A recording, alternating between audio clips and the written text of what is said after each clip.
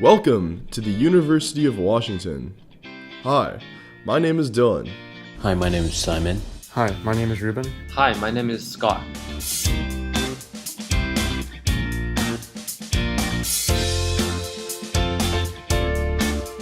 This is our home, the Michael G. Foster School of Business.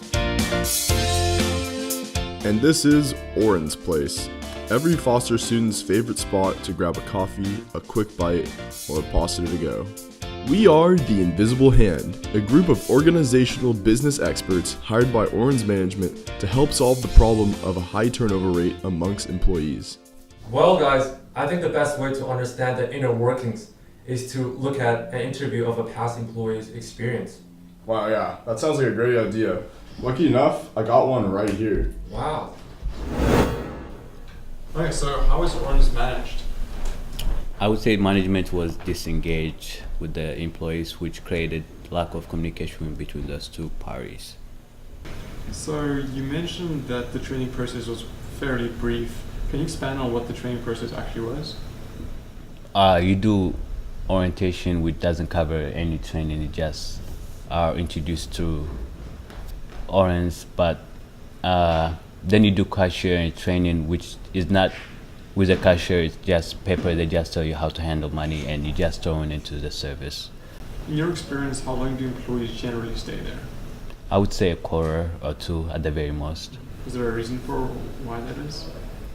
Because most campus workers tend to be international students, since that's the only place they can stay at, and most of them start working to just get their social security number, and once they have that, they don't have incentive to stay any longer. Okay, so you think a big part of it is that they don't have the incentives or want to stay there? Yeah, yes. Okay. And do you feel like they want to stay there, or that they need to stay there, or they ought to stay there? They need to stay there just to get the social security, and it just. And what is the reason that you quit or left Orange? I quit because I couldn't get off-campus job, and that has better rewards. I can, like, let's say I was gonna do the same thing I did in Orange, which is barista. I can get tips and stuff, which I was not able to get in Orange. Well, the obvious reason we were hired in Orange is to solve their high turnover rate. This must be due to some obvious underlying issues. I think it's a clear problem that we can agree on, and something that we've heard from about our past interviews, and also from our data that we've collected. And the reason for those lacks and inefficiencies is poor management. I agree, but there are many factors that contribute to an overall poor management system. Well, one obvious factor was the poor training. A 2-hour orientation and a day of shadowing is not even close to get the employees to their working tasks done. Yeah, also another really big thing is that they have really bad leadership, or really poor leadership at Orange. I agree with Ruben. As one of the employees mentioned, the leads did not even know when their shifts began and ended, leaving it to us their responsibility to do that.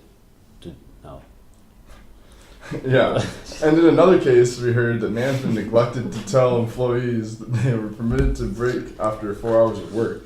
They did not learn that this was a policy until a much later date, which is technically illegal.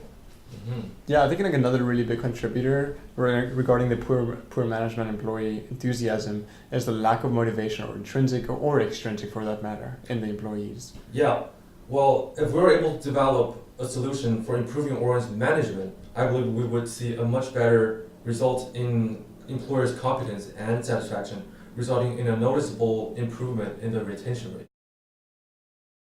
But the question remains, how should we go about improving Orange poor management? First off, we need to improve their training procedures. Yeah, I think we can improve this through employing a more diligent training program that really focuses on creating a comfortable environment for new employees to thrive in. We can do this through extending the training time and by showing the individual's consideration during this time. Dylan, I agree. I think with the implementation of a more organized and formalized training structure, employees will be much more confident and competent in handling their tasks at work. Now that we solved the poor management, how should we solve the poor leadership? Okay, so what our interview has kind of shown us is that we have a transactional style of leadership at Orange. And so what we want to do is move it to transformational. Now, how do we do that? So what do we want? We want transformation. But how do we get there? So our first thing we're going to try and look at is individual consideration, and specifically at personal attention and really giving the attention to the employees of what they need and what they want to make them really feel intrinsically motivated to achieve and do better.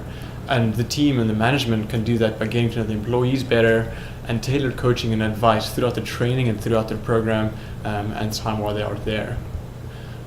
A big thing that plays into this is idealized influence, and specifically garnering some sort of respect and title and status around working at Orange. So instilling a sense of pride in working there compared to by George or something.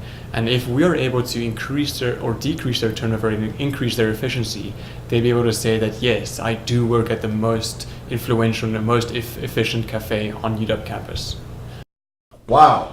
If managers began acting as transformational leaders, I'm sure employees would respond positively. And then with improved leadership, it could lead to a much more fluid transition to improve ways that could really motivate employees. So this moves us on to inspirational motivation, and that is really going to the fueling the next generation of leaders kind of motto that we're trying to create at Orange, and specifically moving in with intrinsic motivation. So in expectancy theory, we have a couple of things here. One of the things we look at, the first step, is effort. So can the employees put in an amount of effort? And I think with the additional training, we'll be able to do that.